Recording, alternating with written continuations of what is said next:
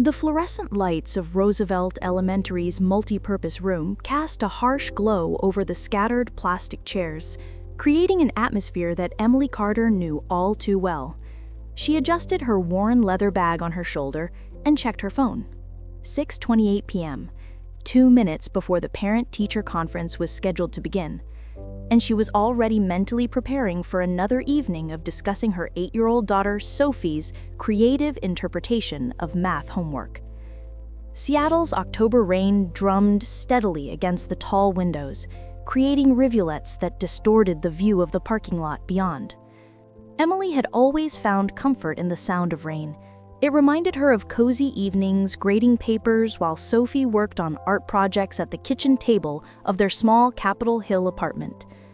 Ms. Carter, Mrs. Henderson, Sophie's teacher, approached with her characteristic warm smile. "Thank you for coming.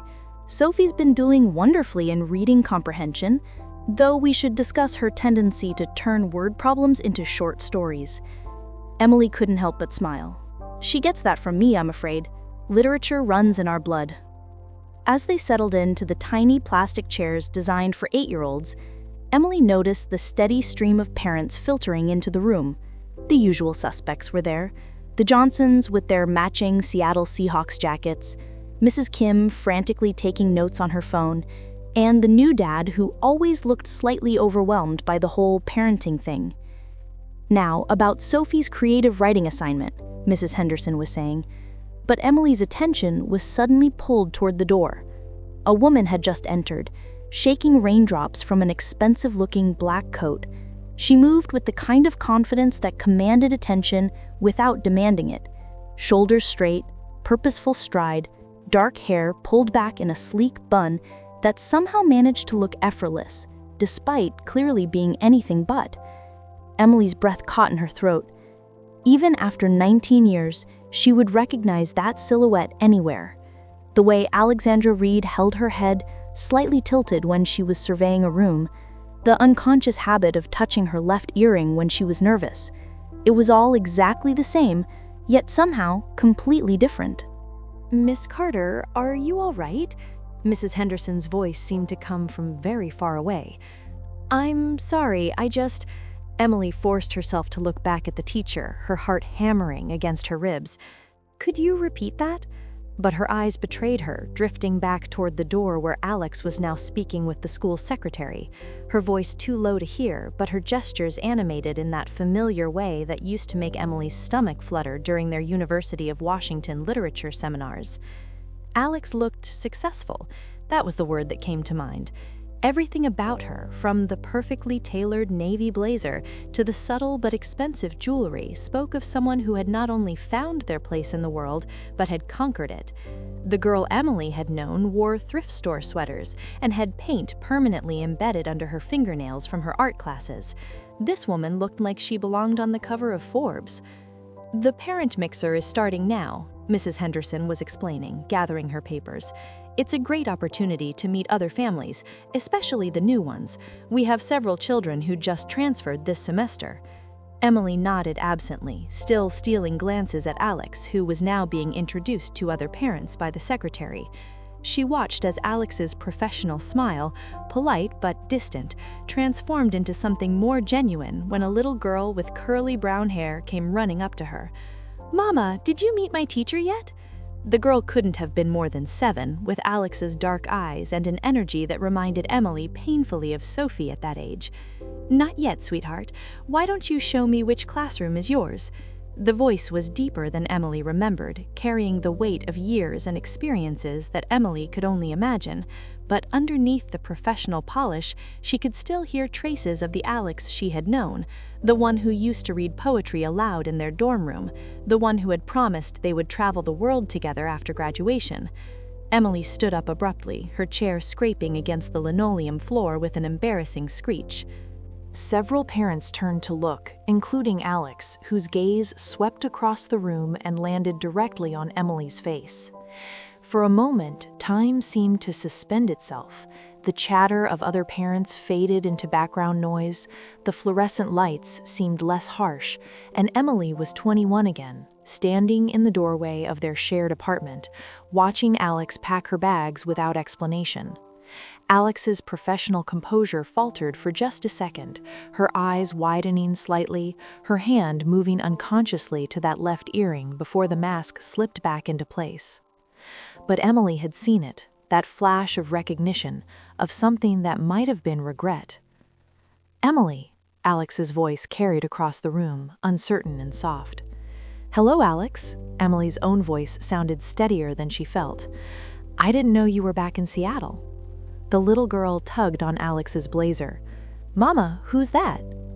Alex looked down at her daughter, then back at Emily, and for a moment Emily saw something vulnerable in her expression. This is an old friend from college, Lily. Emily, this is my daughter." "It's nice to meet you, Lily." Emily managed a genuine smile for the child, even as her mind raced. Alex had a daughter? Alex was here, in Sophie's school, which meant, "Sophie Carter, please come to the front desk." The secretary's voice crackled over the intercom. "That's my daughter," Emily said automatically, then felt heat rise in her cheeks at how that sounded, like she was competing, like she needed to prove something. Alex's eyebrows rose slightly. "Sophie's your daughter?" "She's in Lily's class. Lily's been talking about her new friend Sophie all week." The irony wasn't lost on Emily. After 19 years of silence, their children had found each other first. "Miss Reed," Mrs. Henderson appeared at Alex's elbow. "I'm so glad you could make it. Lily's been adjusting beautifully to our classroom. Would you like to see some of her work?" "Of course." Alex's professional smile returned, but Emily caught her stealing a glance back as Mrs. Henderson led her away. Emily stood frozen in the middle of the multi-purpose room, parents flowing around her like water around a stone. Sophie appeared at her side, chattering about something that had happened at recess, but Emily's attention was entirely focused on Alex's retreating figure. 19 years.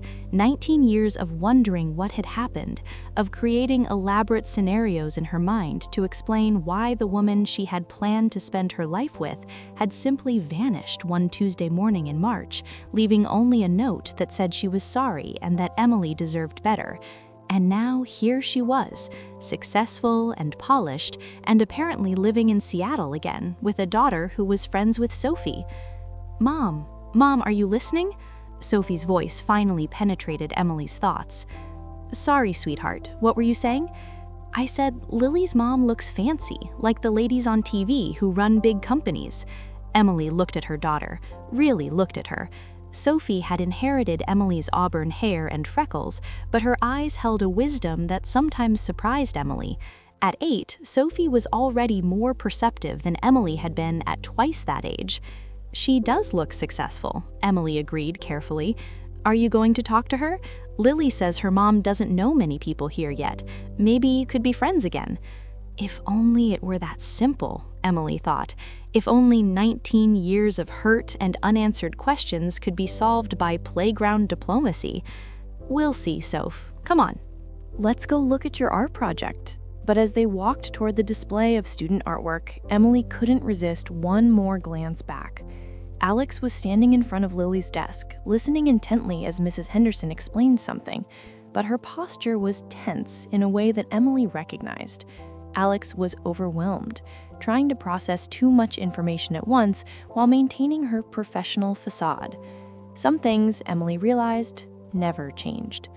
The rain continued to fall against the windows, and Emily wondered if this was the universe's idea of a cosmic joke, bringing Alex back into her life on a night when the weather perfectly matched the storm of emotions brewing in her chest. As parents began to filter out of the building, Emily found herself moving slowly, hoping to avoid another encounter, while simultaneously hoping for one. But Alex and Lily had already left, leaving only the faint scent of expensive perfume and the echo of a voice that had haunted Emily's dreams for nearly 2 decades.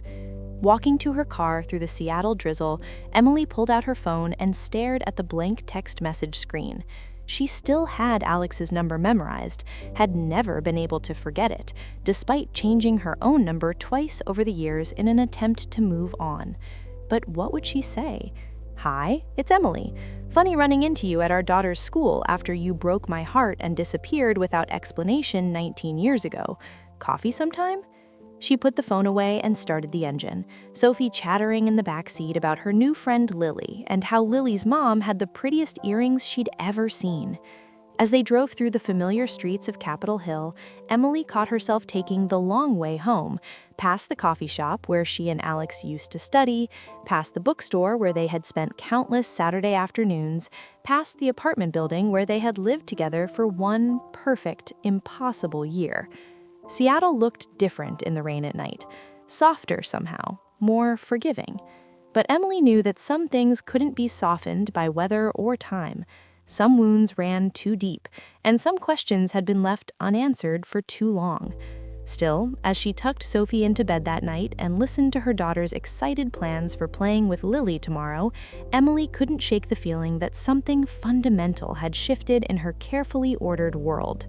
Change was coming, whether she was ready for it or not. The next morning dawned gray and drizzly, typical for Seattle in October.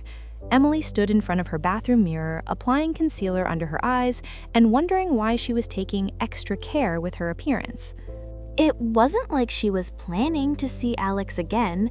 Roosevelt Elementary was a big school, and the chances of running into her during drop-off were minimal. She chose a soft blue sweater that Sophie always said brought out her eyes, then immediately changed into a more practical cardigan, then back to the blue sweater. By the time she settled on a simple black dress with a denim jacket, Sophie was already waiting by the door with her backpack and lunchbox. "Mom, we're going to be late," Sophie announced with the authority of someone who had never actually been responsible for getting anywhere on time. "Coming, sweetheart." The drive to school was filled with Sophie's chatter about her plans to show Lily the secret spot behind the library where the best four-leaf clovers grew. Emily found herself listening with only half her attention, the other half occupied with memories she had spent years trying to suppress. Alex laughing as they got caught in a sudden downpour outside the University District Farmers Market, Alex reading aloud from Virginia Woolf while Emily graded freshman composition papers. Alex's face in the morning light streaming through their bedroom window, peaceful and beautiful and completely unguarded. "Mom, you missed the turn." Emily blinked, realizing she had indeed driven past the school entrance. "Sorry, Soph, just thinking about work." But as she circled back and pulled into the drop-off line, Emily's heart began to race. 3 cars ahead, she could see a sleek black Tesla with a familiar silhouette in the driver's seat. "There's Lily!" Sophie bounced in her seat, waving enthusiastically at the little girl getting out of the Tesla. Emily watched as Alex walked around to help Lily with her backpack, moving with the same careful efficiency she had always brought to everything. Even in college, Alex had been the type of person who made lists, who planned ahead, who never left anything to chance. Seeing her now in an extensive coat and designer shoes, Emily wondered what had happened to the spontaneous girl who used to drag Emily on impromptu adventures around the city. "Can I go say hi?" Sophie was already unbuckling her seatbelt. "Of course, but remember, stay where I can see you." "Don't talk to strangers and meet me at the usual spot after school," Sophie recited, already opening the car door. Emily watched her daughter rush toward Lily, the 2 girls immediately falling into animated conversation. Alex glanced up from organizing Lily's backpack and spotted Emily through the windshield. For a moment, neither of them moved. Then Alex said something to Lily, who nodded and ran toward the school entrance with Sophie. Alex straightened her shoulders and walked toward Emily's car. Emily's hands tightened on the steering wheel. She could drive away. The line was moving and she had every excuse to leave, but something kept her foot firmly on the brake as Alex approached her window. "Emily," Alex's voice was carefully neutral. Could we talk? Maybe after drop-off?" Emily's mouth felt dry. "I have to get to work." "I know. Alex glanced toward the school where their daughters had disappeared through the front doors. "This is complicated, isn't it?" "That's one word for it." Alex's professional composure cracked slightly. "There's a coffee shop on Pine Street, Victrola. Do you know it?" Emily almost laughed. Of course Alex would suggest Victrola. It was 3 blocks from their old apartment, the place where they used to go every Sunday morning to read the paper and plan their week. Either Alex had forgotten, or she was being deliberately cruel. "I know it," Emily said quietly. "Could you meet me there in an hour? I know you don't owe me anything, but—" Alex's hand moved to her left earring, that old nervous habit. "Our daughters are friends. We should probably figure out how to handle this." Emily wanted to say no. Every rational part of her brain was screaming that this was a terrible idea, that she had spent too many years building a life without Alex to risk tearing it down now. But looking at Alex's face, older now, more lined, but still achingly familiar, Emily found herself nodding. 1 hour, she agreed. Alex's relief was visible. "Thank you." The line moved forward, and Emily drove away without looking back. But in her rearview mirror, she could see Alex standing in the parking lot, watching her go. An hour later, Emily sat in her car outside Victrola Coffee Roasters, trying to work up the courage to go inside. The neighborhood had changed since she and Alex had lived here, more upscale now, with trendy boutiques and expensive restaurants replacing the dive bars and used bookstores they had frequented. But Victrola looked exactly the same, down to the chipped paint on the window frames and the handwritten specials board visible through the glass. She was 15 minutes late, a small act of rebellion that felt both petty and necessary. When she finally pushed through the door, the familiar smell of roasted coffee and the soft murmur of conversation hit her like a wave of nostalgia. Alex was sitting at their old table, the one by the window with the wobbly leg that they had claimed as theirs every Sunday for nearly a year. She had 2 cups in front of her and was staring out at the street with an expression Emily couldn't read. "You remembered my order," Emily said, sliding into the chair across from her. "Oat milk latte, extra shot, no sugar. Some things stick with you." Emily wrapped her hands around the warm cup, grateful for something to do with her nervous energy. "So, 19 years?" 19 years, Alex agreed. They sat in silence for a moment, the weight of all those unspoken years settling between them like a third presence at the table. Emily studied Alex's face, cataloging the changes. The fine lines around her eyes, the slight hollowing of her cheeks, the way she held herself with a confidence that hadn't been there in college. "You look good," Alex said finally. "Different, but good. Motherhood suits you." "Thank you." Emily's voice was cooler than she intended. "You look successful." Alex's mouth quirked in what might have been a smile. "That's a diplomatic way of putting it. What do you do for work? I mean, I'm the CEO of a tech startup. We develop educational software for children with learning disabilities." Alex's voice took on a professional tone, as if she were giving an elevator pitch. "We're based in Palo Alto, but we're expanding to Seattle. That's why Lily and I moved here." Emily felt a stab of something, surprise maybe, or pride. That's wonderful. It sounds like meaningful work." "It is." Alex's expression softened slightly. "What about you? Are you still writing?" The question hit Emily like a physical blow. Alex remembered that she had wanted to be a writer, remembered the novel Emily had been working on during their senior year, the one she had abandoned after Alex left. "I teach," Emily said simply, "high school literature, and I write sometimes, but nothing serious." "I'm sorry." "For what? For asking? I can see it's a sore subject." Emily took a sip of her latte, buying time. "It's not your fault that I didn't become the next great American novelist, isn't it?" The words hung in the air between them, heavy with implication. Emily set down her cup with more force than necessary. "Don't," she said quietly. "Don't you dare try to take responsibility for my choices. You left, Alex. You made that decision. What I did afterward was up to me." Alex flinched. "You're right. I'm sorry. I've thought about you over the years, wondered what you were doing, if you were happy." "Have you?" Emily's voice was sharp with old hurt. "Because you had my number. You knew where I lived. If you were so curious, you could have called." "I wanted to. God, Emily, you have no idea how many times I picked up the phone. But I thought you were better off without me. That wasn't your decision to make." Alex was quiet for a long moment, staring down at her hands. When she looked up, her eyes were bright with unshed tears. "You're right, it wasn't. And I'm sorry. I'm so sorry for leaving the way I did, for not explaining, for just disappearing. It was cowardly and cruel, and you deserved so much better." Emily felt her carefully constructed walls beginning to crack. This was what she had wanted to hear for 19 years, but now that the words were finally being spoken, they felt inadequate somehow. Too little, too late. "Why?" she asked. "Why did you leave?" Alex was quiet for so long that Emily thought she might not answer.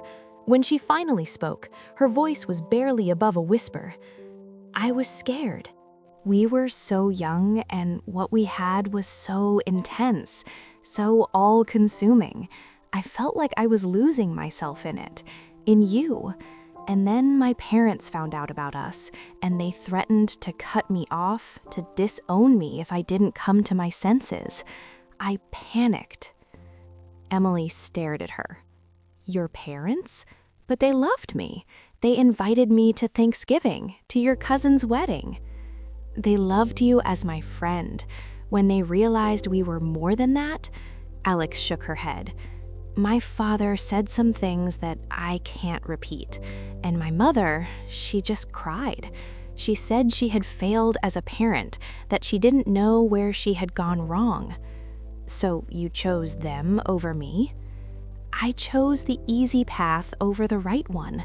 I was 21 and terrified and completely dependent on them financially. I told myself I was protecting you, that you deserved someone who could love you openly, without shame or fear. But really, I was just protecting myself." Emily felt tears burning behind her eyes. "You could have told me. We could have figured it out together." I know that now. But at the time, I thought a clean break would be easier for both of us. I thought if I just disappeared, you would hate me and move on." "I did hate you," Emily said quietly. "For a long time, but I never moved on. Not really." Alex's breath caught. "Emily? I need to know something." Emily leaned forward, her voice intense. "Lily's father, are you married?" Alex shook her head. "No, I was, briefly, about 10 years ago, but it didn't work out. Lily's father, he's not in the picture. It's just been the two of us for a while now." Emily absorbed this information, trying to reconcile the image of Alex as a single mother with the polished CEO sitting across from her. "What about you?" Alex asked. "Sophie's father?" "Also not in the picture. It was complicated. He wasn't ready to be a father, and I wasn't ready to force him to be one." They sat in silence again, the weight of their shared experiences as single mothers adding another layer to the complex web of their relationship. "Our daughters seem to get along well," Alex said eventually. Emily smiled despite herself. "Sophie's been talking about Lily non-stop. Apparently, she's the coolest kid in second grade because she lived in California and has seen the ocean. Lily's been equally impressed by Sophie's knowledge of four-leaf clovers and her ability to draw horses that actually look like horses. She gets that from me, the drawing I mean. I used to sketch all the time in college. I remember. You drew me once when you thought I was sleeping. I still have that sketch." Emily's heart skipped a beat. "You kept it?" Alex nodded, her cheeks flushing slightly. "I kept a lot of things. Photos, letters, that terrible poetry you wrote for our anniversary." "It wasn't terrible," Emily protested, then laughed. "Okay, it was pretty terrible."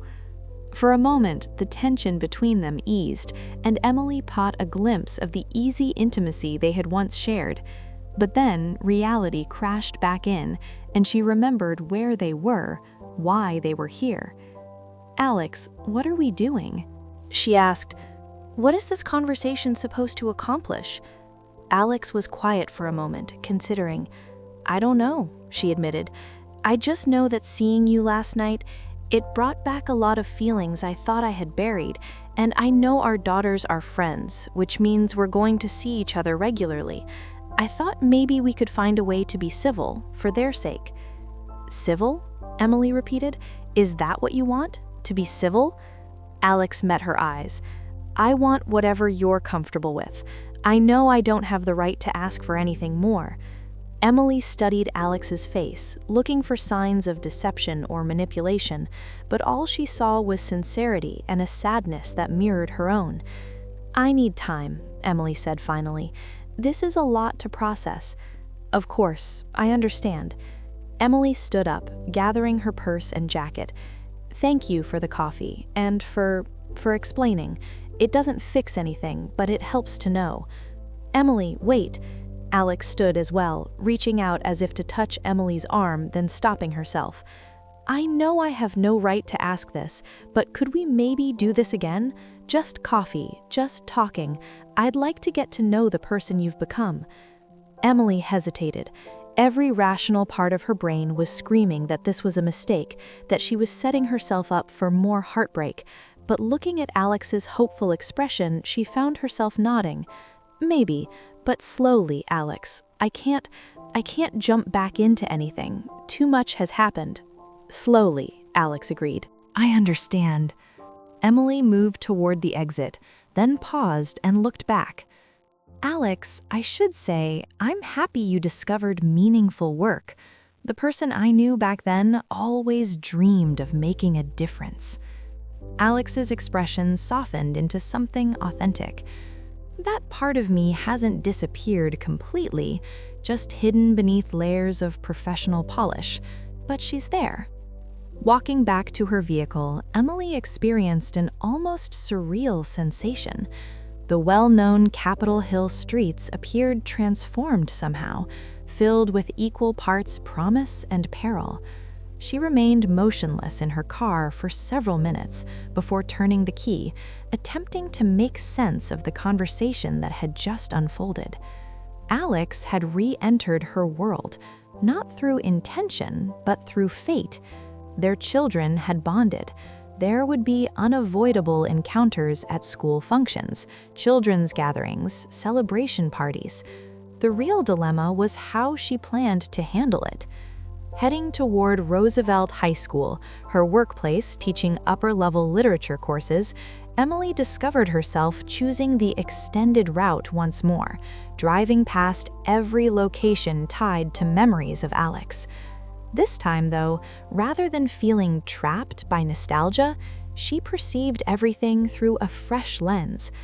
Perhaps certain narratives refused to conclude as anticipated. Perhaps certain tales received unexpected continuations, despite nearly 2 decades of complete silence. The realization filled her with simultaneous dread and excitement. 14 days elapsed before Emily encountered Alex once more, despite scanning the morning drop-off crowd daily. Sophie and Lily had formed an unbreakable bond, resulting in constant appeals for shared activities that Emily had been tactfully avoiding. "But Mom, what's the reason Lily can't visit?" Sophie questioned for the 3rd occurrence that week while approaching the school doors. "I'm eager to display my mineral collection, and she's curious about our tree climbing options." "Perhaps over the weekend, honey," Emily responded, identical to her previous answers for several days. "That's your constant reply, but weekends arrive and you discover reasons to postpone." Sophie's 8-year-old reasoning was growing harder to counter. "Are you opposed to Lily's mother?" Emily halted mid-stride. "Why would you assume that? You make a certain expression whenever I bring her up." "What look?"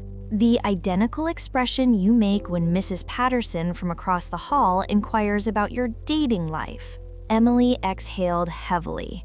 Sophie's sharp observations could be more burden than gift at times.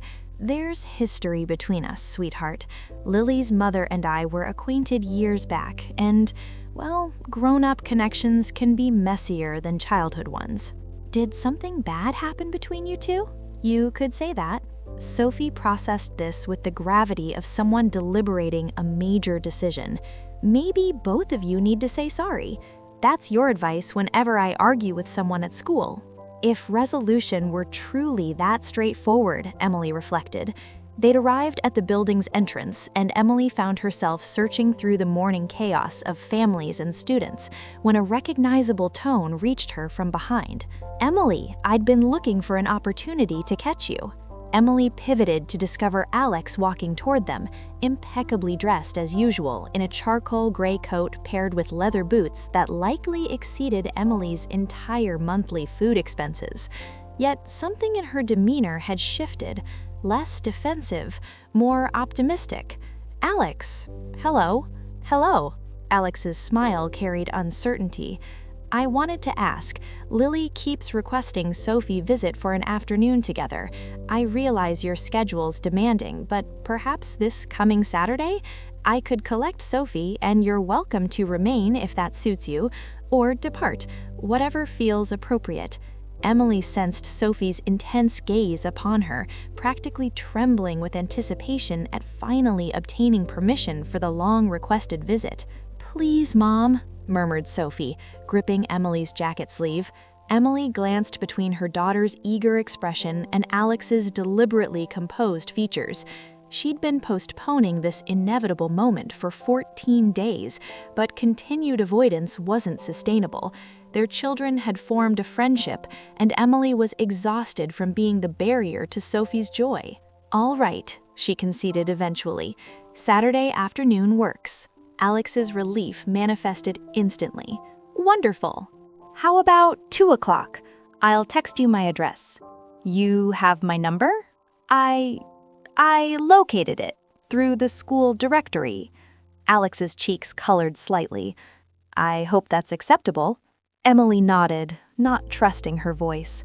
The realization that Alex had actively searched for her contact details felt simultaneously intrusive and electrifying.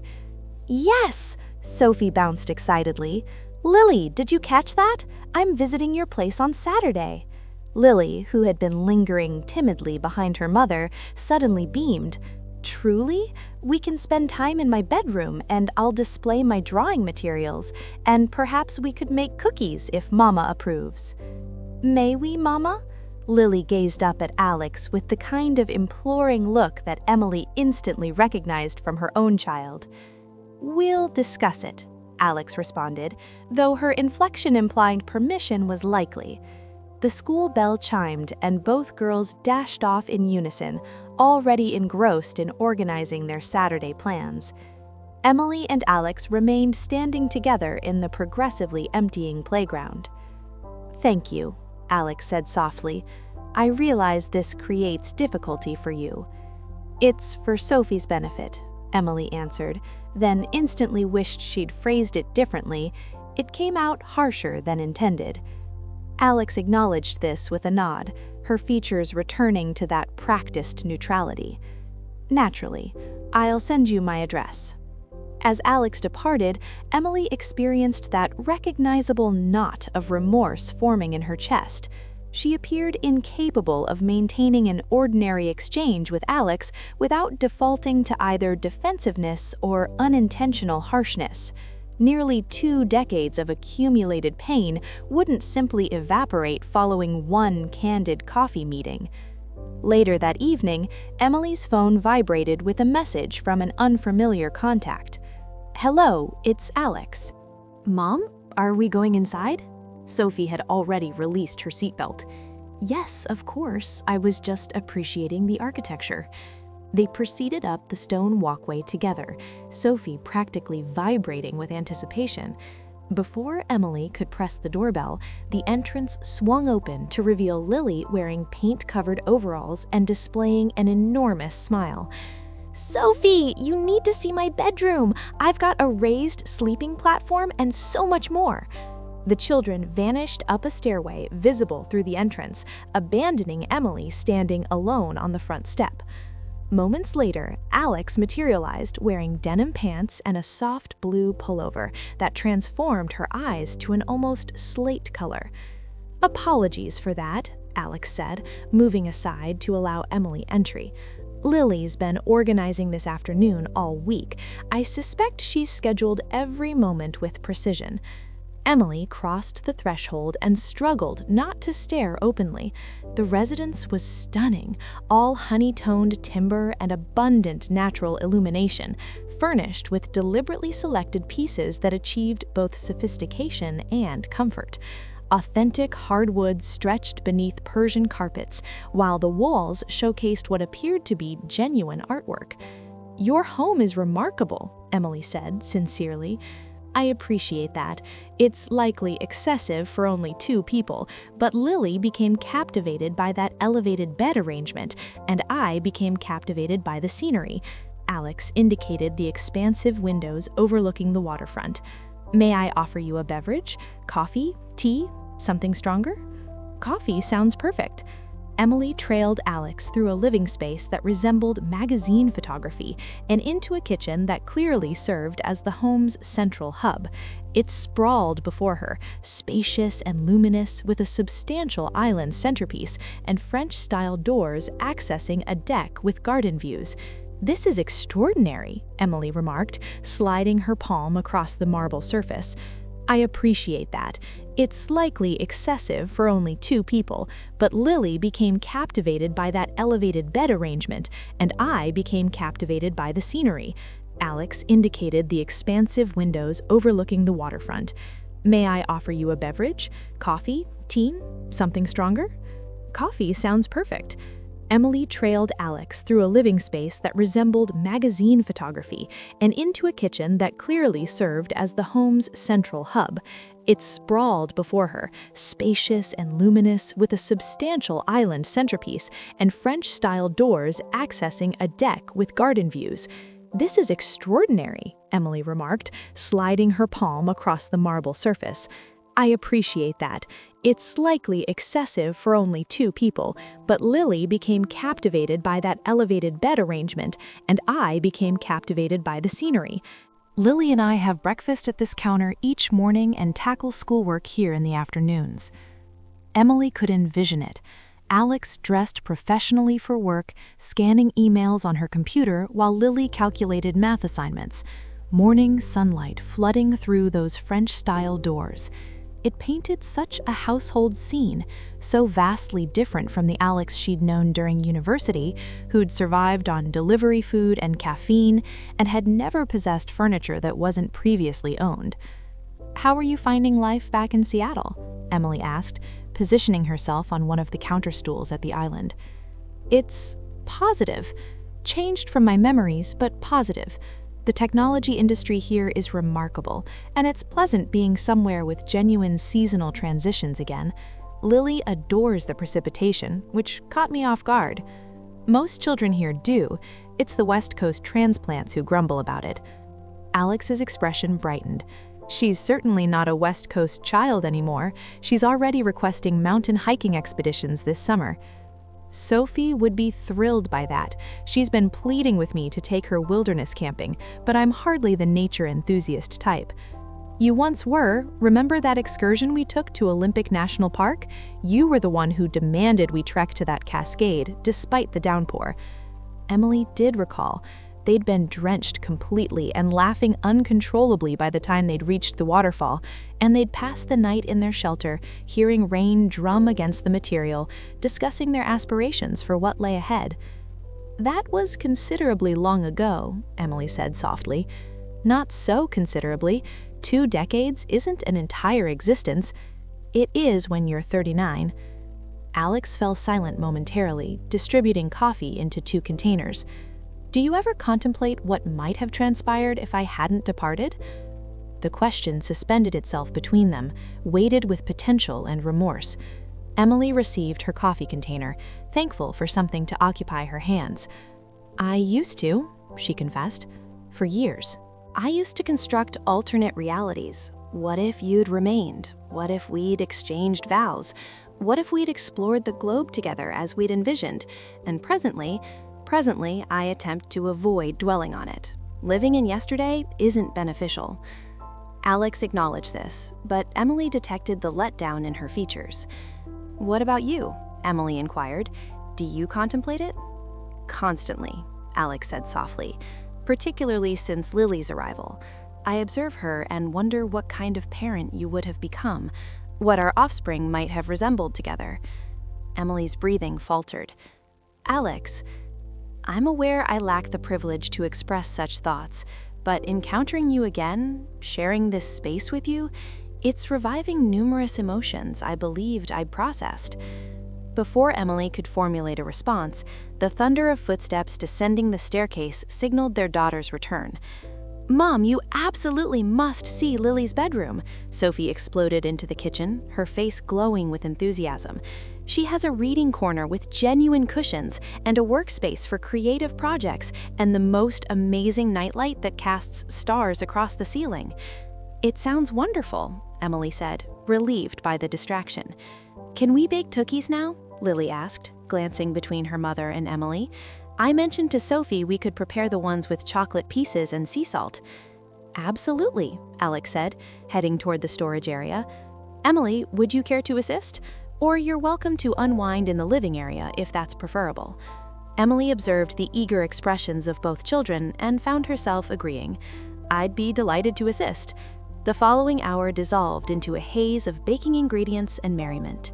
Alex navigated her kitchen with effortless assurance, portioning ingredients and guiding the children in their blending responsibilities.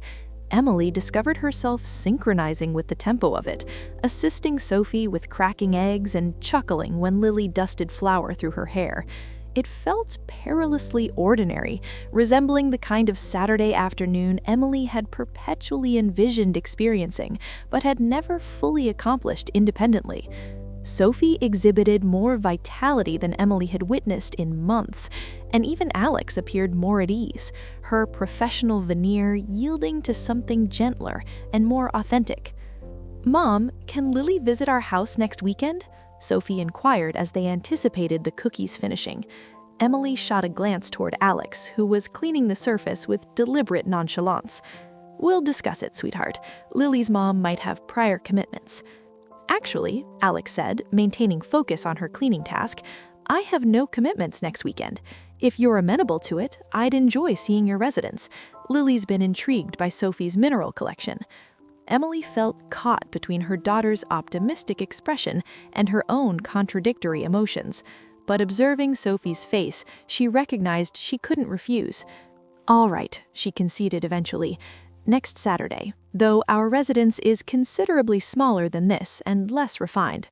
"I'm indifferent to refinement," Alex said, finally connecting their gazes. "I'm interested in spending time with you, both of you." The timer signaling the cookies interrupted the moment, but Emily could sense the significance of Alex's statement settling in her chest. This was progressing, whether she felt prepared or not. Alex had re-entered her existence, and Emily would need to determine how to manage the emotions surfacing despite her strongest attempts to keep them suppressed. As they packaged cookies for Sophie to transport home and arranged plans for the upcoming weekend, Emily found herself observing Alex with their children. She demonstrated strong parenting, patient and engaged, structured when required, but tender and caring. It was simple to envision her narrating bedtime tales and assisting with assignments, simple to visualize the existence she had constructed for herself and Lily. It was equally simple to envision what could have existed if circumstances had diverged 2 decades earlier. As they exchanged farewells on the entrance steps, Alex gently grasped Emily's arm. "Thank you for today," she said softly. "It held great significance for me, for both of us." Emily acknowledged with a nod, not trusting her voice to remain steady. In the vehicle, Sophie talked enthusiastically about the afternoon while Emily navigated homeward through the recognizable streets, her thoughts whirling with everything that had transpired. She was in difficulty, she acknowledged. Despite all her barriers and protections, despite 2 decades of pain and resentment, she remained captivated by Alex, still pulled toward her warmth and intellect, and the manner in which she made Emily feel like the most compelling individual present. The dilemma was, what action would she take regarding it? Emily passed the week preceding Alex and Lily's arrival in a condition of anxious vitality that she attempted unsuccessfully to conceal from Sophie. She discovered herself sanitizing sections of their Capitol Hill apartment that hadn't received notice in months, repositioning furnishings to expand their compact living area's appearance, and questioning every element of their humble residence. Their apartment bore no resemblance to Alex's sophisticated craftsman residence. It was a 2-bedroom unit on the upper level of a renovated Victorian, with angled ceilings, groaning hardwood floors, and windows that jammed during precipitation. But it belonged to them, and Emily had labored diligently to transform it into home, populating it with literature and Sophie's creations and furnishings she had accumulated gradually across the years. "Mom, why are you relocating the sofa again?" Sophie inquired Friday evening, observing Emily attempt to restructure their living room for the 3rd occasion that week. "I simply thought it might appear superior facing the alternate direction. It appears identical to before." Sophie's 8-year-old reasoning was, as typical, irrefutable. "Are you anxious about Lily's visit?" Emily ceased pushing the sofa and regarded her daughter. "A little. I want her to feel welcomed." "She will. Our residence is comfortable. That's your constant description. Comfortable." That was Emily's tactful method of characterizing their compact quarters, but observing it through Sophie's perspective, she acknowledged it held truth. Their apartment might lack marble surfaces or waterfront vistas, but it radiated warmth and habitation and abundant affection. Saturday morning arrived clear and luminous, one of those exceptional October days in Seattle when sunshine actually emerged. Emily had organized a straightforward afternoon. She would prepare lunch, the children could occupy themselves in Sophie's bedroom, and perhaps they would stroll to the neighborhood park if conditions remained favorable. She was applying final preparations to a batch of grilled cheese sandwiches when the doorbell chimed. Sophie sprinted to respond, and Emily detected the enthusiastic conversation of both children in the corridor before Alex's voice merged with theirs. "Sophie, this structure is so fascinating. I adore the historic architecture." Emily dried her hands on a kitchen cloth and proceeded to the entrance, where Alex stood in the corridor, appearing authentically impressed by their building's original trim work and colored glass panels. "It's from 1912. The property owner has succeeded in maintaining the original characteristics." Alex appeared more informally dressed than Emily had previously witnessed. Dark jeans, a soft gray pullover, and ankle boots that appeared costly but functional. She carried a wine bottle and what resembled a pastry container. "I brought dessert," Alex announced, displaying the container. "Cupcakes from Trophy Cupcakes. I was uncertain about Sophie's preferences, so I selected multiple varieties." "You didn't need to do that." "I wanted to. Additionally, Lily insisted we needed to contribute something distinctive." Emily guided them into the apartment, watching Alex's expression as she absorbed their residence. Emily had worried about the disparity between their humble quarters and Alex's sophisticated house, but Alex's expression conveyed warmth and appreciation. "This is wonderful," Alex commented, surveying the living room with its unmatched furnishings and walls bordered with crowded bookshelves. "It feels like an authentic home." "As opposed to your artificial home?" Emily inquired, then instantly regretted the protective inflection. Alex's smile was rueful. "As opposed to my magazine-ready home that occasionally feels more like a display area than a location where individuals actually exist." "This feels inhabited, cherished. It's lovely." Emily sensed some of her anxiety dissipating. "Thank you. Can I offer you something to drink? I have coffee, tea, or..." She indicated toward the wine Alex had transported. "We could uncork that." "It's barely midday." Alex chuckled, but coffee sounds ideal. While Emily prepared coffee, the children vanished into Sophie's bedroom, and she could detect them marveling over Sophie's mineral collection and creative materials. Alex drifted around the living room, inspecting the volumes on Emily's shelves. "You still possess our copy of the Bell Jar," Alex remarked, extracting a weathered paperback from the shelf. Emily glanced over from the kitchen. "I retained numerous books from university, but this particular one—" Alex opened the front cover, and Emily understood what she would discover there.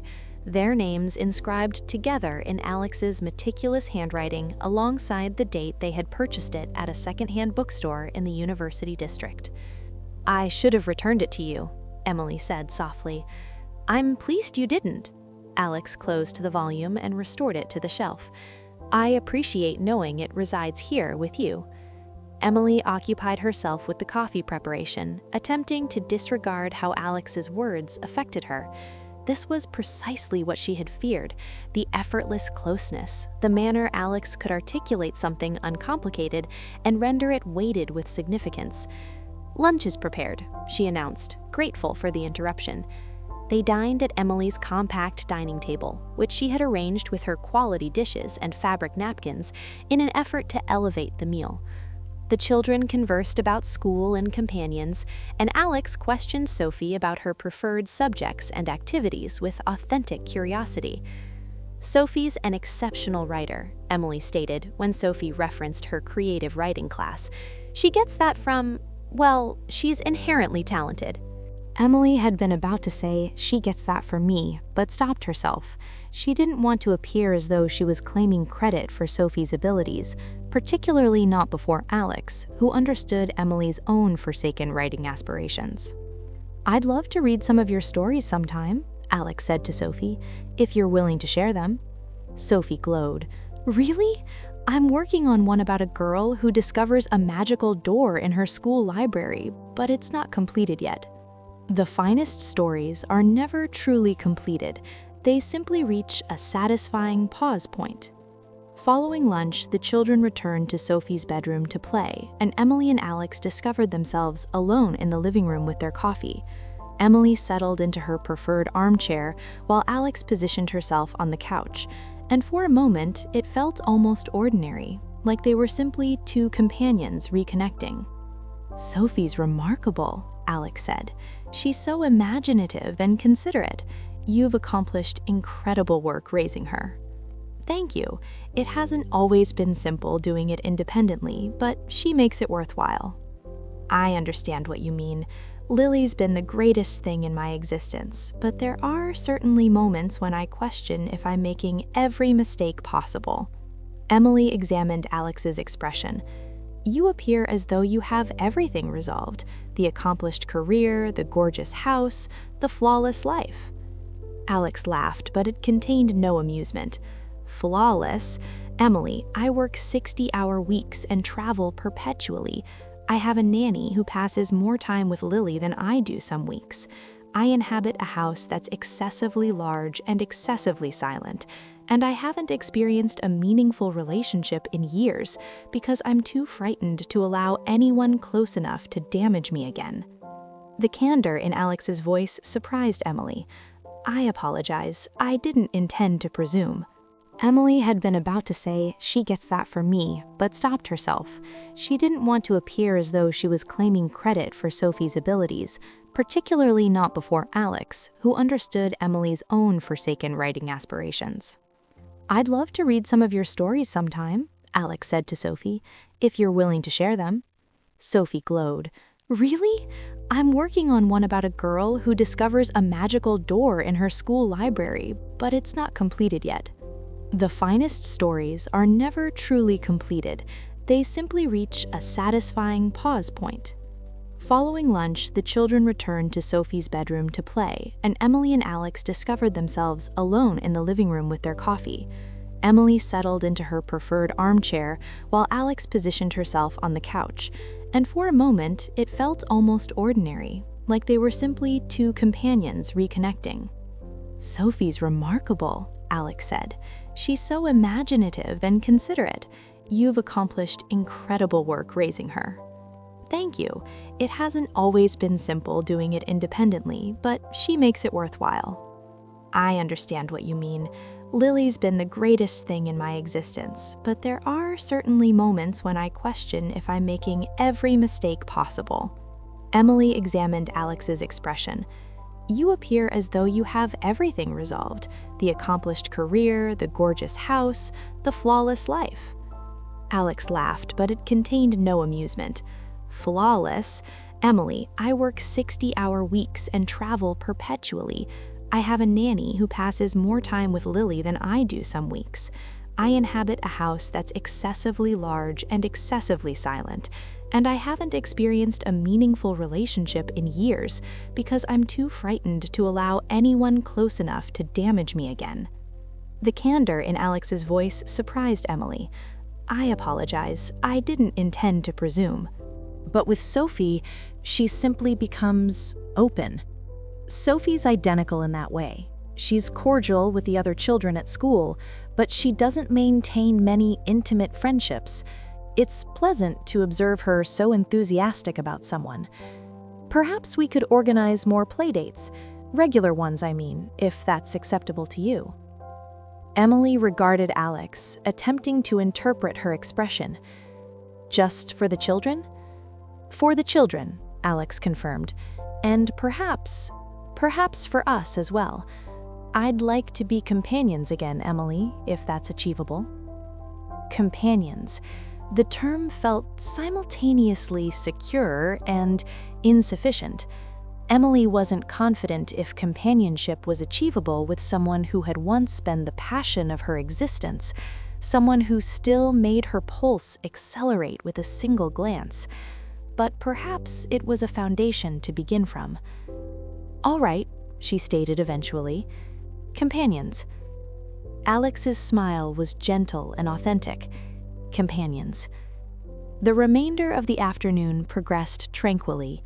They strolled to the neighborhood park where the children occupied themselves on the swings while Emily and Alex positioned themselves on a bench and discussed neutral subjects: employment, Seattle, their daughter's schools.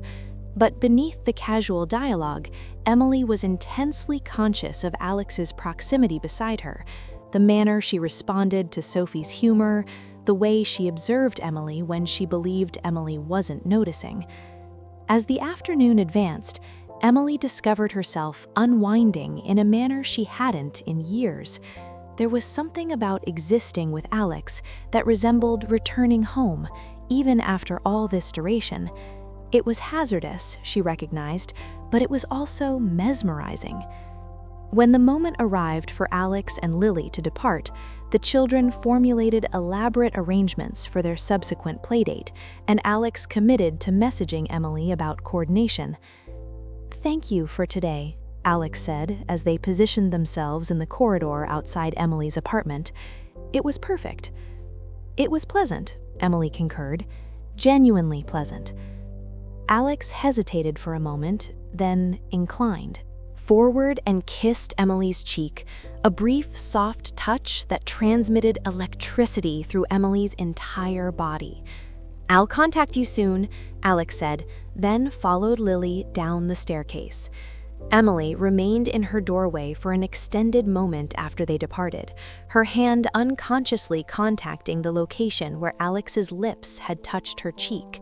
The simple gesture had felt simultaneously innocent and weighted with significance, a reminder of the closeness they had once possessed and a promise of what might be achievable again. "Mom, I had the most wonderful day ever," Sophie declared, bounding into the living room. "Lily is so amazing, and she said I can visit her house again next weekend if it's acceptable with you." "We'll discuss it, sweetheart," Emily said, though she was already mentally reorganizing her schedule to accommodate it. That night, after Sophie was sleeping, Emily positioned herself in her living room with a glass of wine and attempted to process everything that had transpired. Alex was back in her existence, and despite all her hesitations, Emily couldn't refute that she desired her there. The dilemma was, what did she desire from this revived connection? Her phone vibrated with a text message. Thank you again for today. Lily hasn't ceased discussing Sophie's rock collection. Same time next weekend at my place?" Emily examined the message for an extended period before responding. Sophie would love that, and Alex, today was genuinely pleasant. The response arrived rapidly. It was. "Sleep well, Emily." Emily positioned her phone aside and completed her wine, observing the illuminations of the city sparkle outside her window. For the first time in years, she felt like she was positioned at the boundary of something new, something that could transform everything. It was terrifying and exhilarating in equal proportions.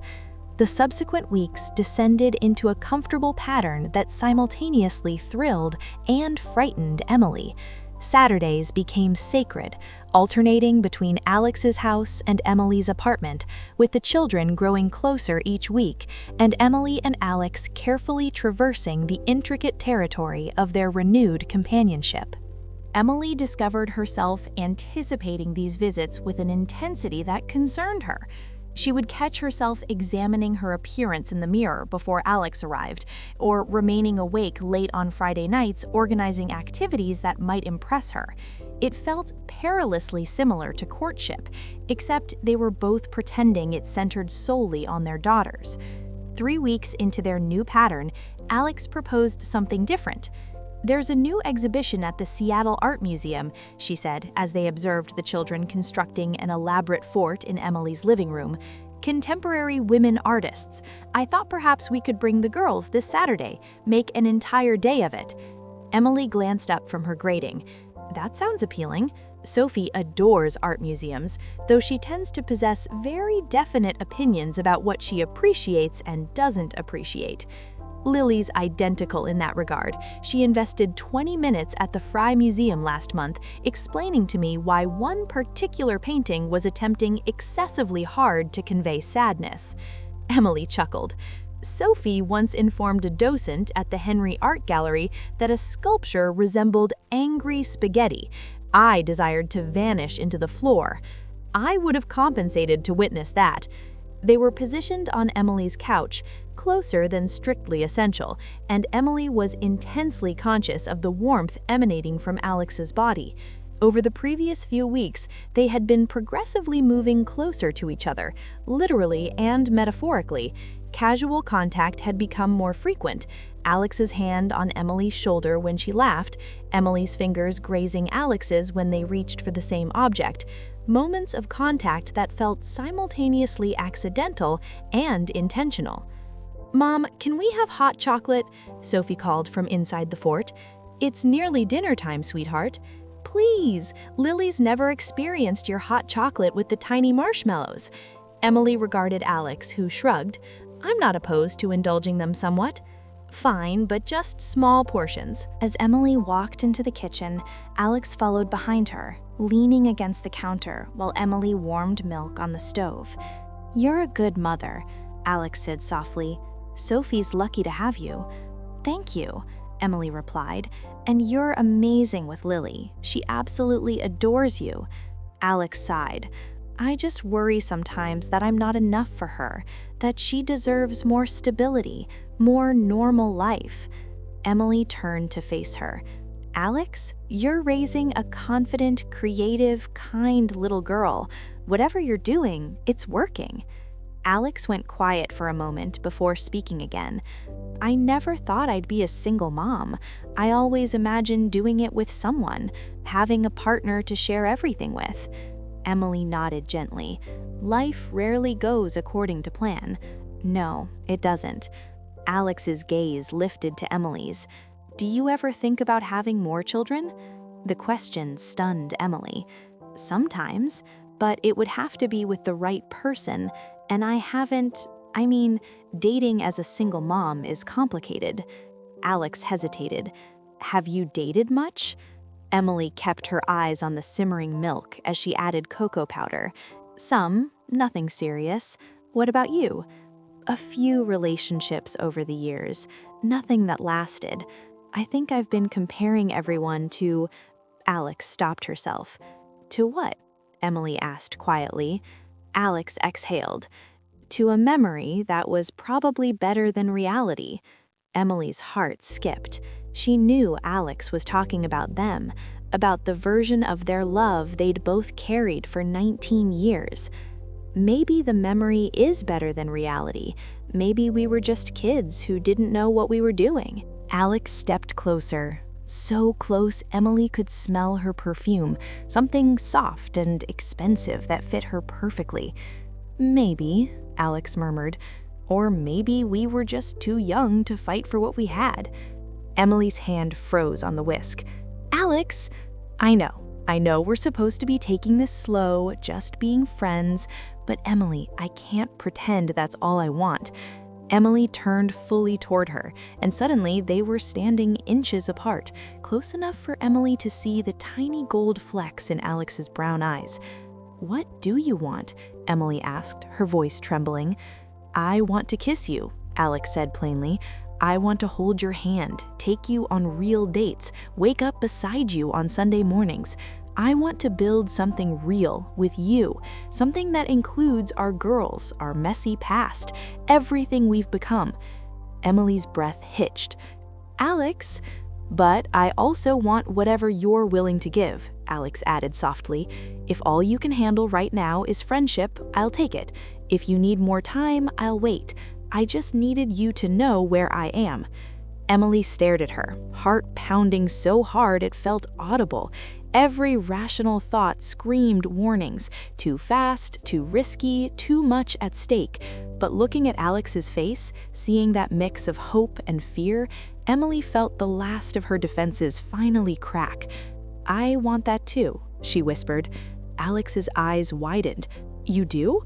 I'm terrified, and it's probably a huge mistake, but yes, I want that too.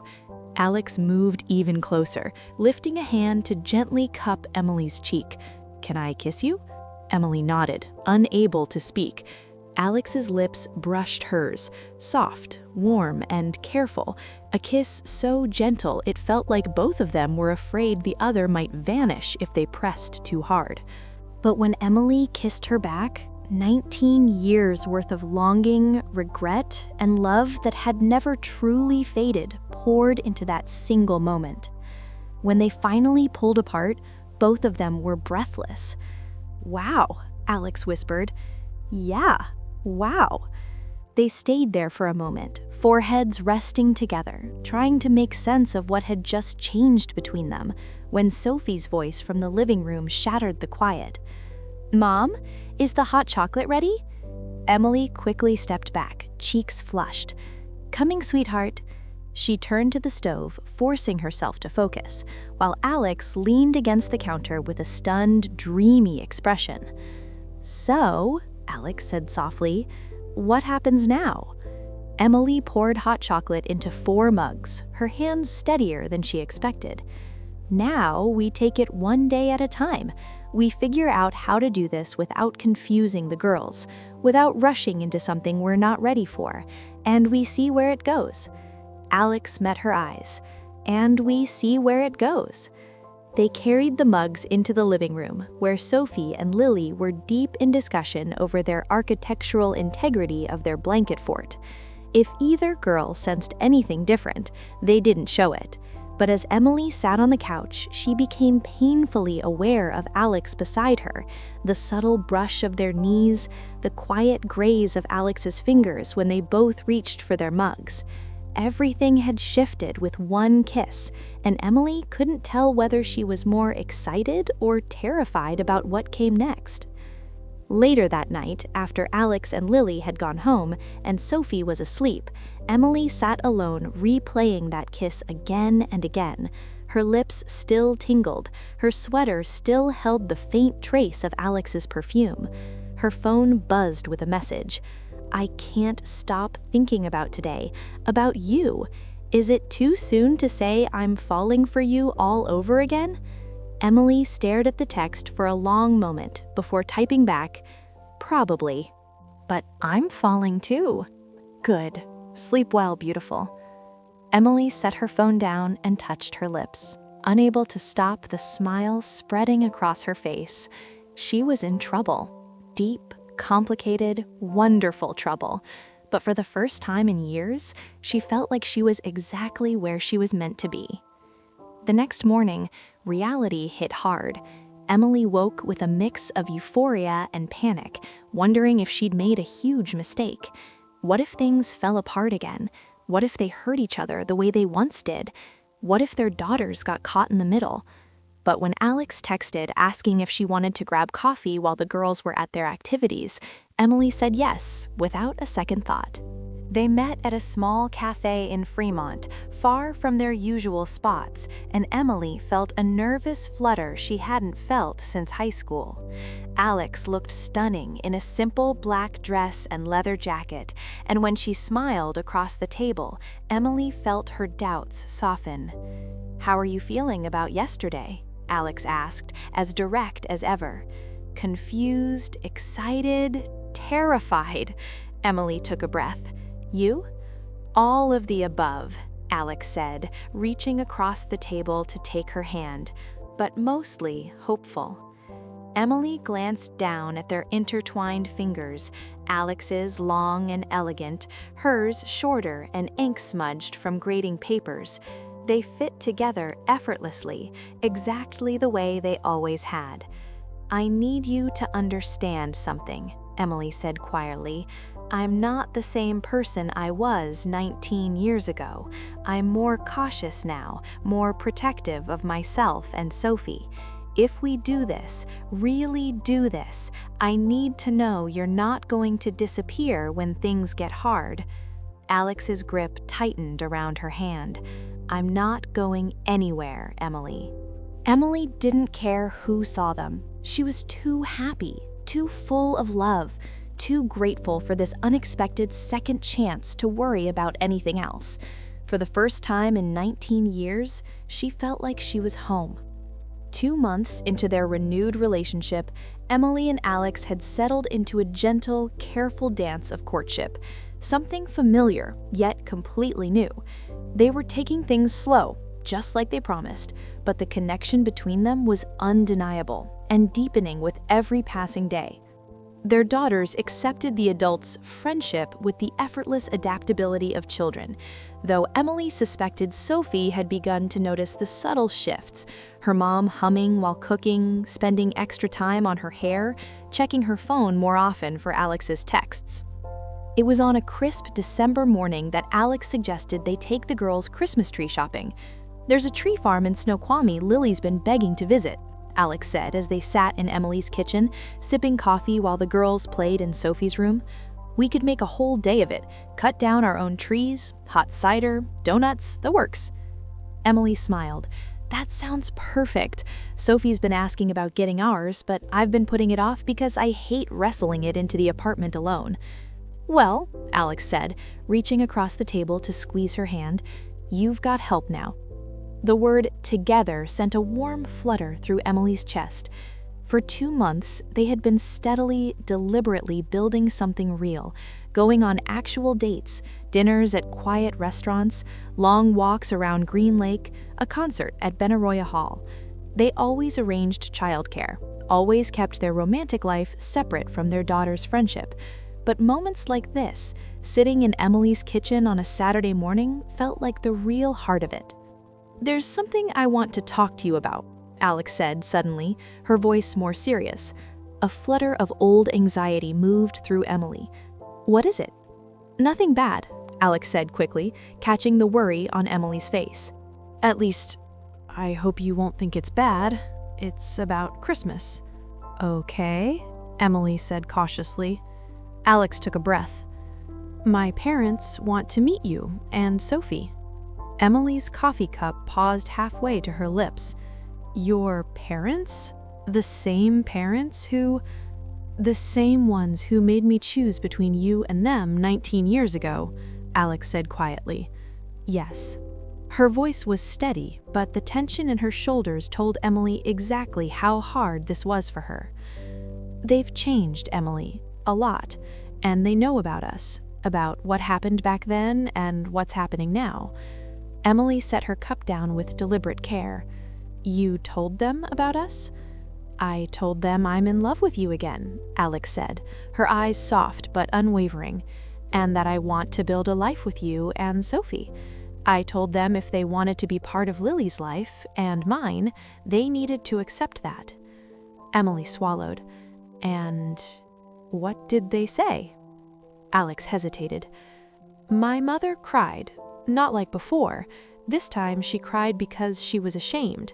She said she spent 19 years regretting how she treated you, and me. She said she hated the way she made me feel like I had to choose. Emily felt her throat grow tight. And your father? He's trying, honestly. It's harder for him, but he's trying.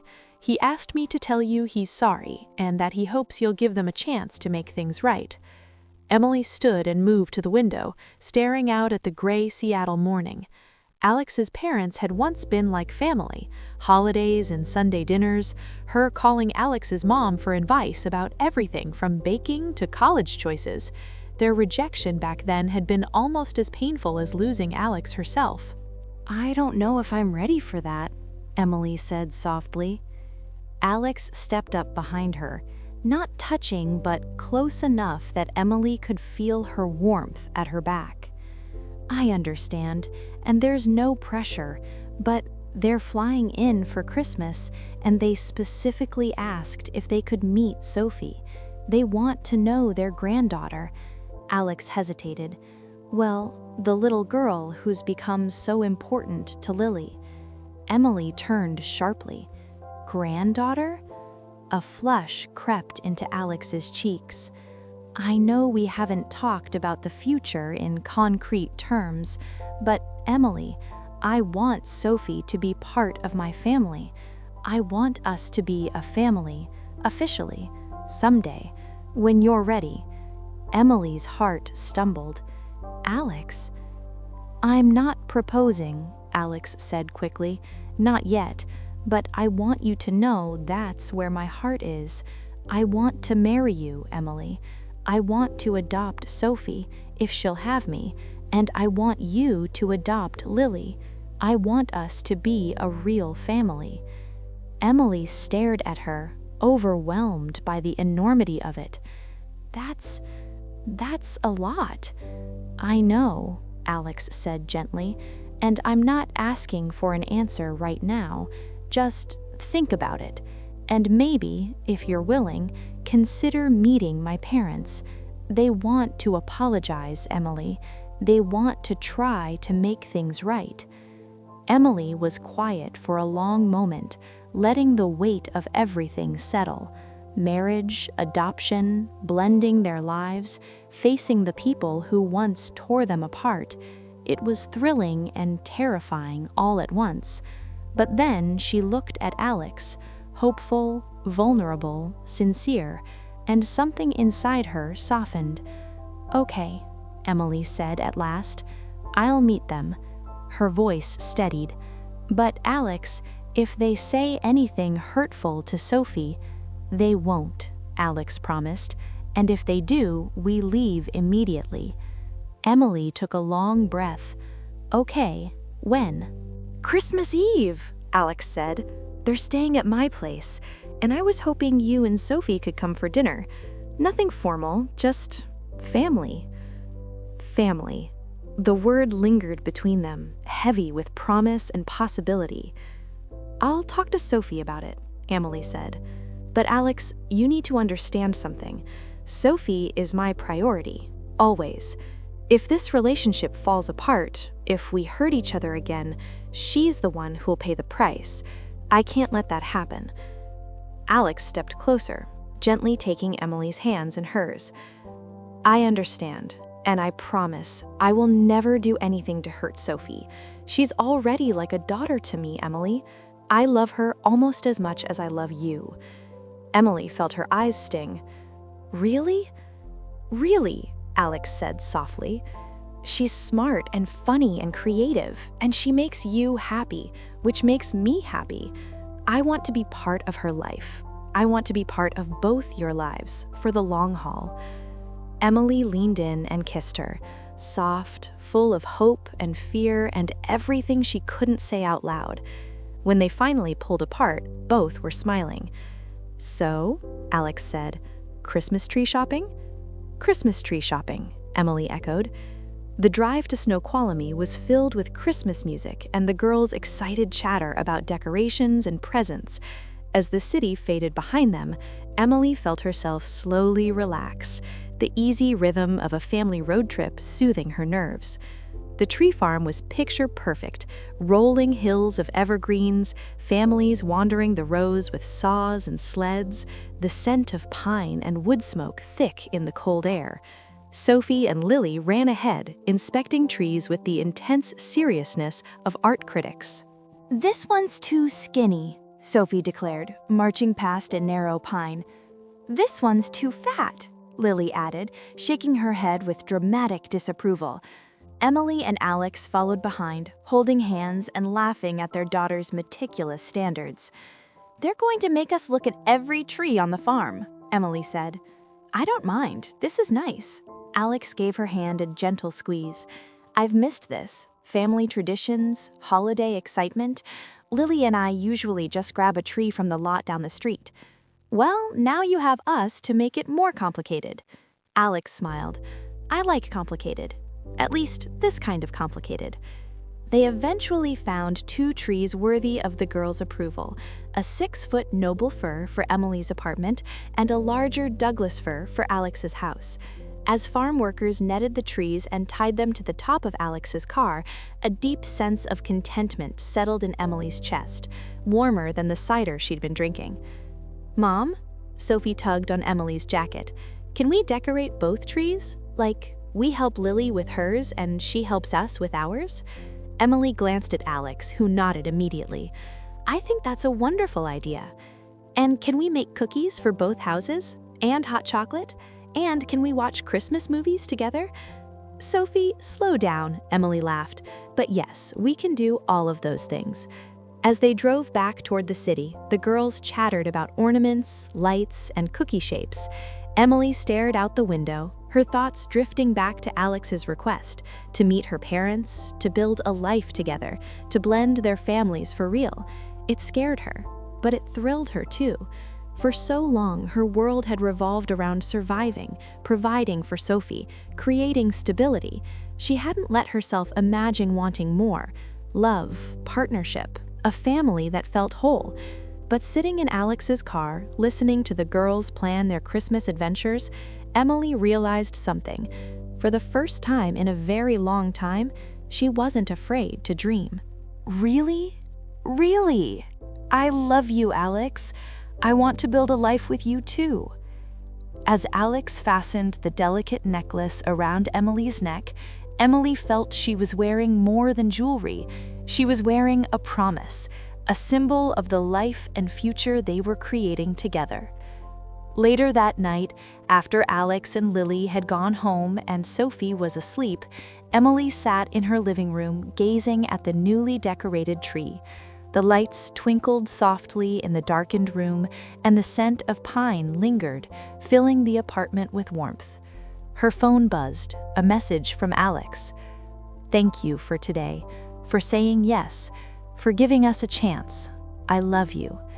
Emily smiled and replied, "I love you too. Sweet dreams." As she prepared for bed, Emily caught her reflection in the bathroom mirror. The silver necklace shimmered, and she touched it gently, thinking of all the stories that had brought her here. Some stories, she realized, were worth waiting 19 years to finish. Christmas Eve dawned with a light dusting of snow, rare for Seattle, but perfect for the occasion. Emily changed outfits for the 3rd time, trying to calm her nerves in front of the bedroom mirror. She'd settled on a deep green dress that Sophie had called fancy but not too fancy, and the silver necklace at her throat caught the light just so. "Mom, are you ready yet?" Sophie called from the living room. Emily smiled at her daughter's priorities. A quick text came in from Lily. "We're making cookies and missing you." Over the past few weeks, Sophie's excitement about Christmas Eve and about seeing Alex and Lily and meeting Alex's parents had grown exponentially. Emily had been far more nervous than she expected about that meeting. "Sophie, you know Alex's parents are going to be there tonight, right?" Emily had reminded her a few days earlier while they wrapped presents together. "Yeah," Sophie had said, eyes wide. "Lily's grandparents. She says they're really nice and they bring good presents." Hi, I'm Sophie. Are you making sugar cookies? Those are my favorite kind to decorate. Emily and Alex followed the sound of voices, Emily's steps slowing as they neared the kitchen. She hadn't seen Alex's parents in 19 years, and she didn't know what to expect. When they stepped inside, she was struck by how much time had changed them. Alex's father's hair was completely gray, and her mother's face was lined with soft laugh lines that hadn't been there before. They stood at the kitchen island with Lily, helping her roll out cookie dough, and looked up as Emily and Alex entered. For a moment, nobody spoke. Then Alex's mother, Patricia, set down her rolling pin and walked toward Emily, tears glistening in her eyes. "Emily," she said softly, "you look exactly the same, beautiful as ever." Emily felt her throat tighten. "Mrs. Reed, it's good to see you. Please call me Patricia." Patricia's voice wavered. "And I owe you an apology, a big one, for the things I said, the way I treated you.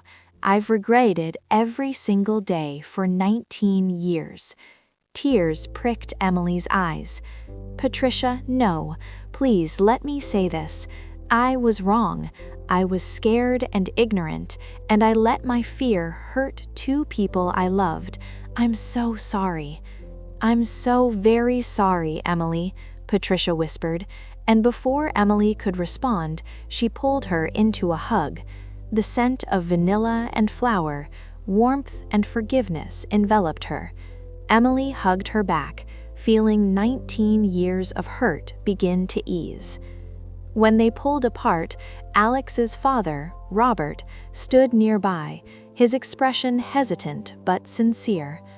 "Emily," he said, extending his hand, "I hope you can forgive an old fool who thought he knew better than his daughter's heart." Emily shook his hand, surprised by the warmth in his grip. "It's good to see you, Robert.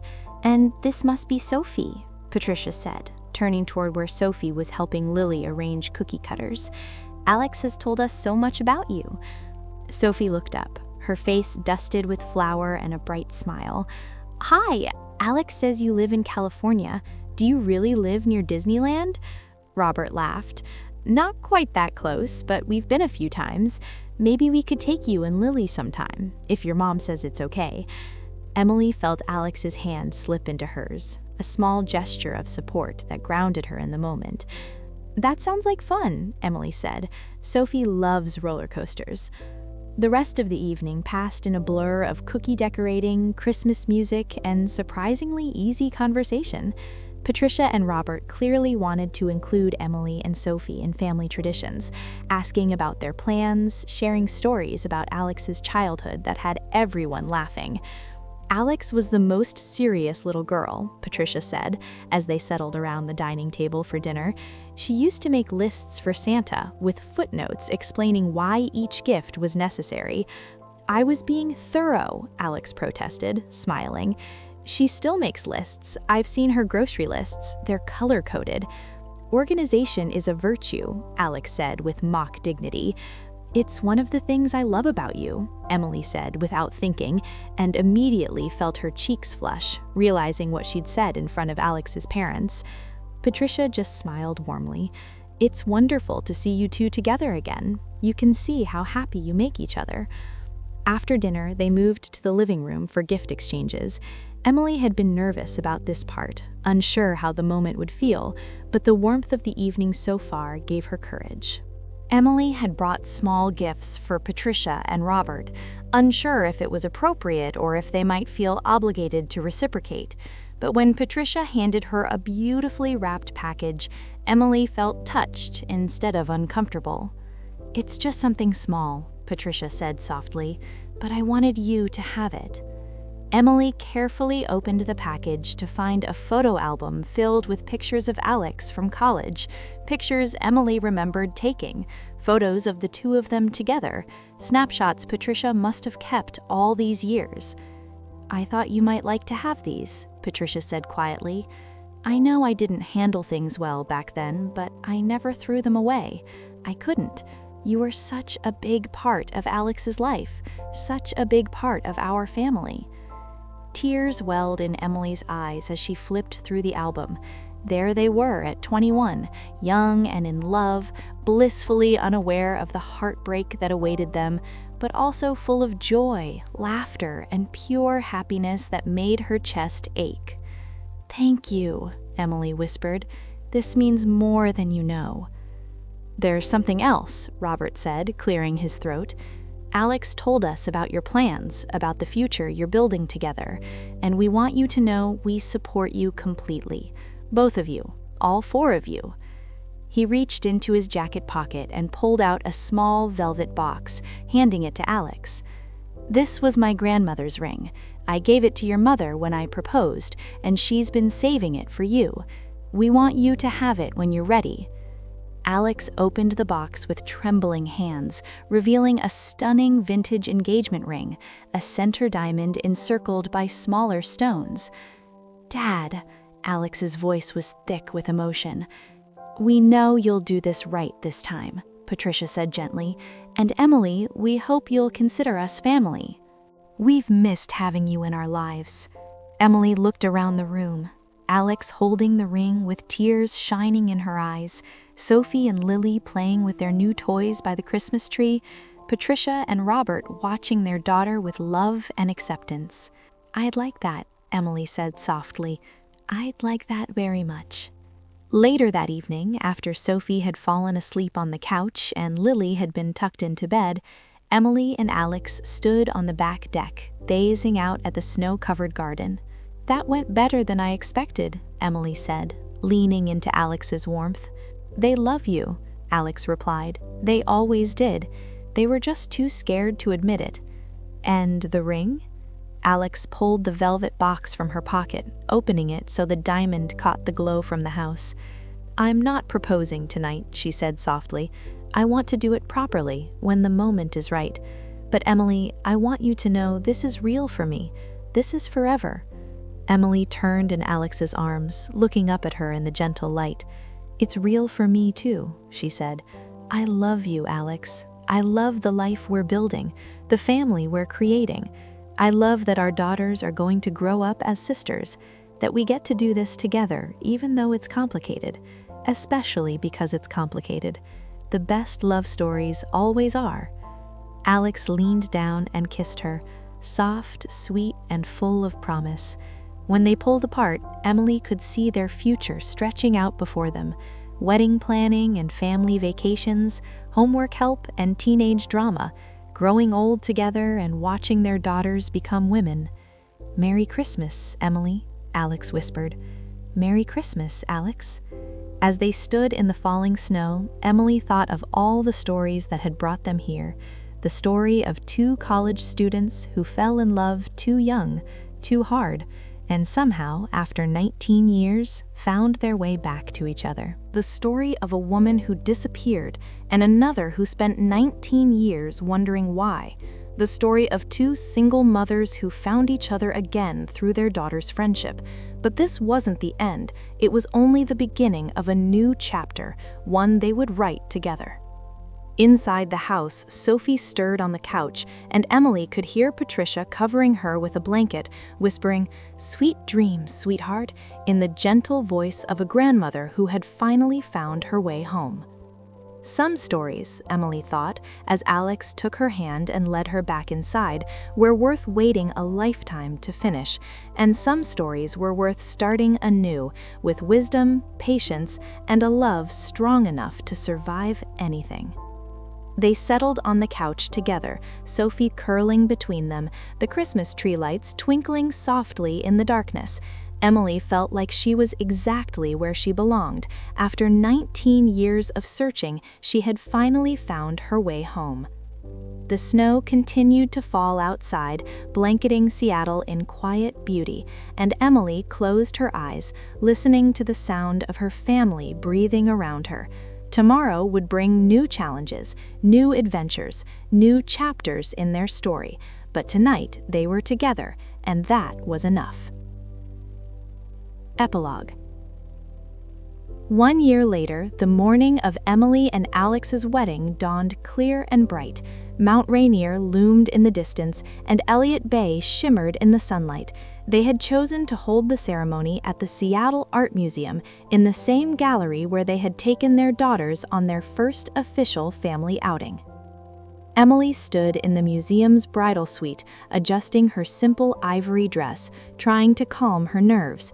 Sophie, resplendent in a pale blue dress that matched Lily's, carefully arranged Emily's veil. "You look beautiful, Mom, like a princess, but not the kind that needs rescuing." Emily laughed. "That's exactly the kind of princess I want to be." There was a knock at the door, and Patricia peeked her head in. "Are you ready, dear? Alex is getting antsy, and I think she might pace a hole in the floor if we don't start soon." Emily took a deep breath and nodded. "I'm ready." The ceremony was small and intimate, just family and close friends gathered in the gallery, surrounded by breathtaking art.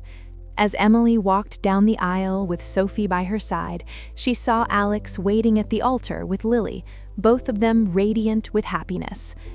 Alex looked stunning in a charcoal gray suit that brought out the warmth in her eyes. And when she saw Emily, her face lit up with a smile that made Emily's heart skip a beat. "You're beautiful," Alex whispered as Emily reached her side. "So are you," Emily replied softly.